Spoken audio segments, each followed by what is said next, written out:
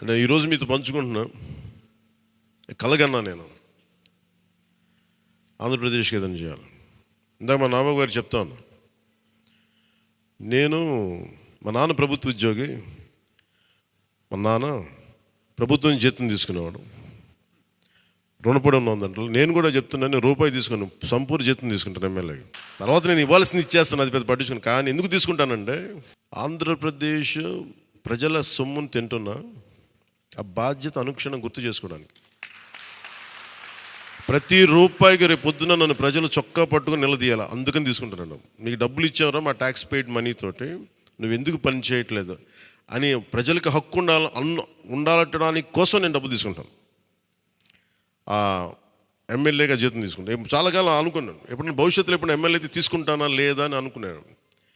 నాకు రూపాయి జీతం తీసుకుంటానని అలా కాకుండా నేను సంపూర్ణ జీతం తీసుకున్నాను.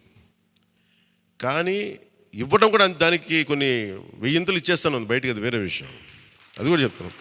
కాకపోతే ఎందుకు జీతం అంటే మనం ఎందుకు తీసుకుంటాం అని నేను ఎందుకు చేస్తున్నానంటే, ఈ డబ్బు ప్రజల కష్టం నుంచి, రక్తం, చెమట, స్వేదం నుంచి వచ్చింది.